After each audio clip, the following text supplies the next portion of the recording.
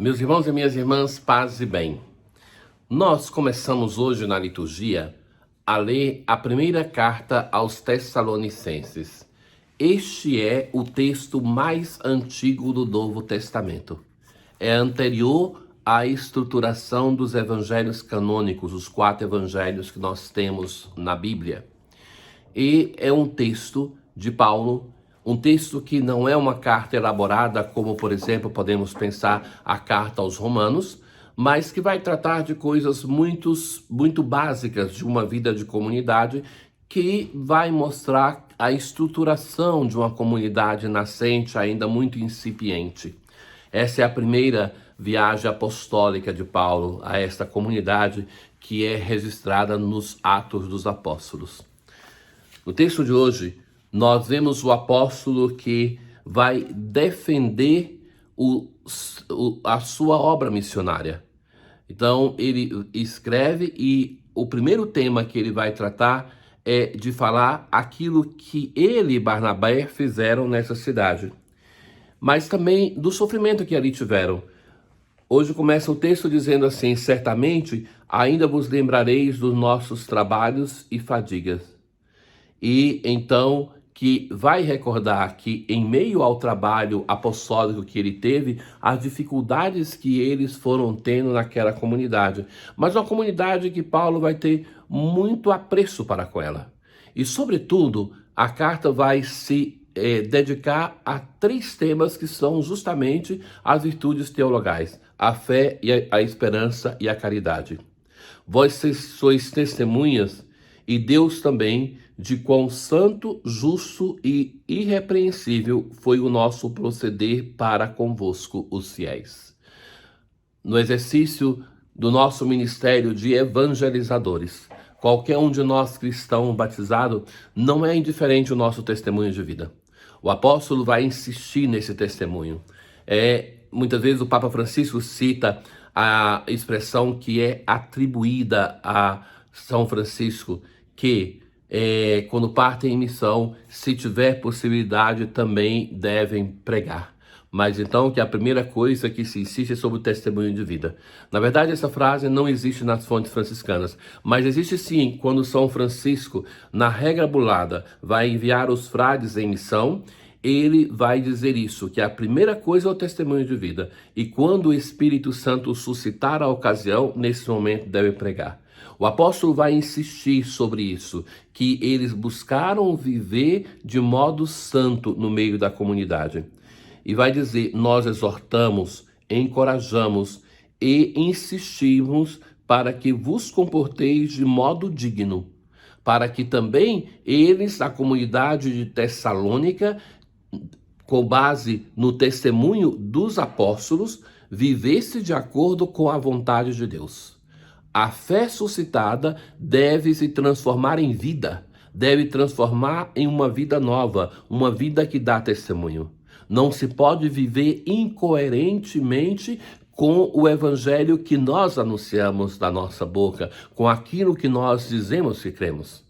Na verdade, a crise que nós temos muitas vezes a nível de igreja hoje, meus caros, não é uma crise de ausência de apostolado, de pregações, de coisas, liturgias elaboradas, belas. Não é isso, mas uma crise de testemunho de vida evangélica, de um evangelho que seja transbordado na nossa vida, de todos nós, mas sobretudo daqueles que na igreja têm a missão de evangelizar.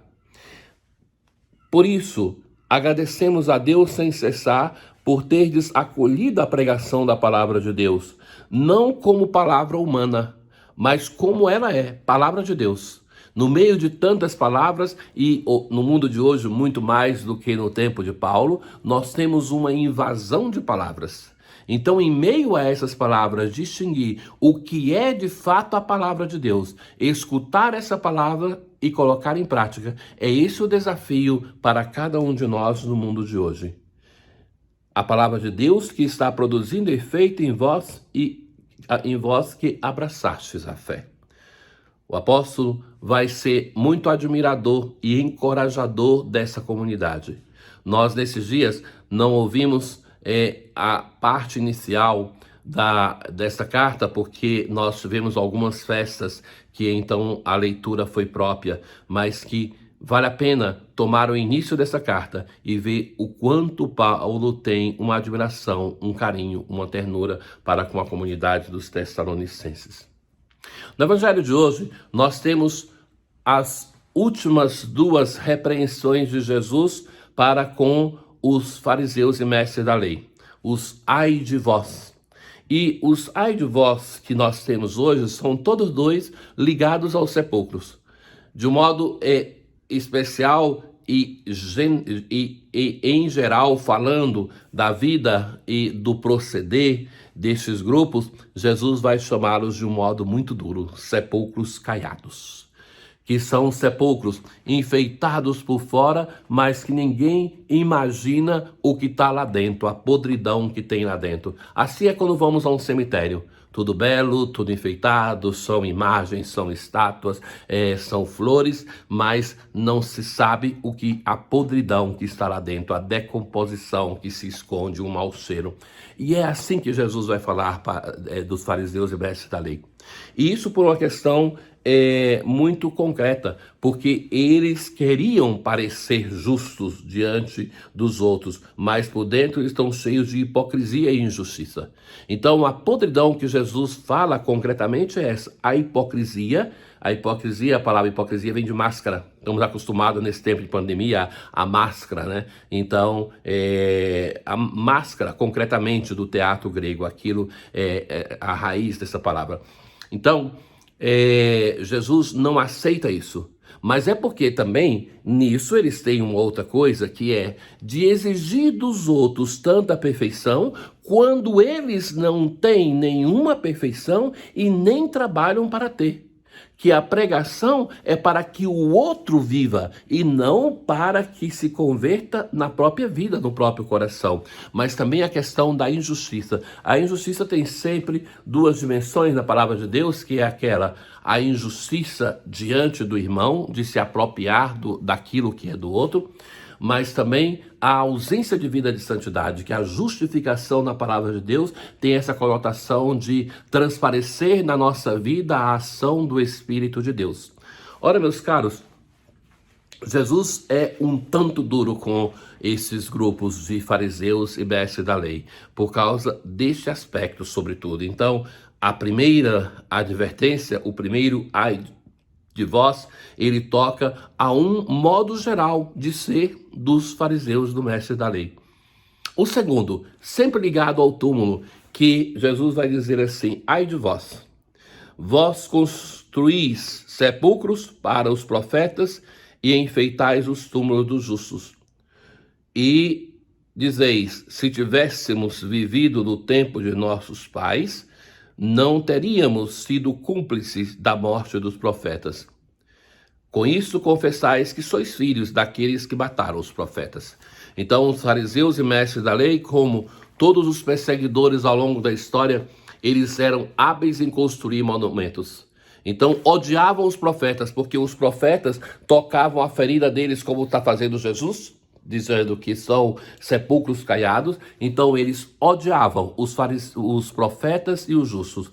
Mas quando esses profetas morriam, logo se organizavam para construir um monumento e começava-se a elogiar essa pessoa. Na verdade, muitas vezes quando se vê na vida dos santos é assim, né? Que eles são incômodos. A vida deles, muitas vezes silenciosa, é uma pregação que incomoda. E mesmo assim, quando eles quando morrem, aí logo se faz já no funeral um grande elogio a essas pessoas, como se fossem grandes santos, amados e apreciados, mas foram pessoas incômodas. Então, com essas duas imagens de sepulcro, que eles são sepulcros caiados e que constroem sepulcros, Jesus tece as duas últimas grandes críticas aos fariseus e mestres da lei. A nós, escutando essa palavra, nós devemos nos perguntar, não somos nós também assim? Mais do que uma crítica a eles, nós devemos fazer o nosso caminho de conversão. Criticá-los é cair da mesma armadilha que eles caíram. que a palavra de Deus nos transforme e produza fruto na nossa vida. O Senhor esteja convosco, Ele está no meio de nós. Abençoe-vos, Deus Todo-Poderoso, o Pai, o Filho e o Espírito Santo. Paz.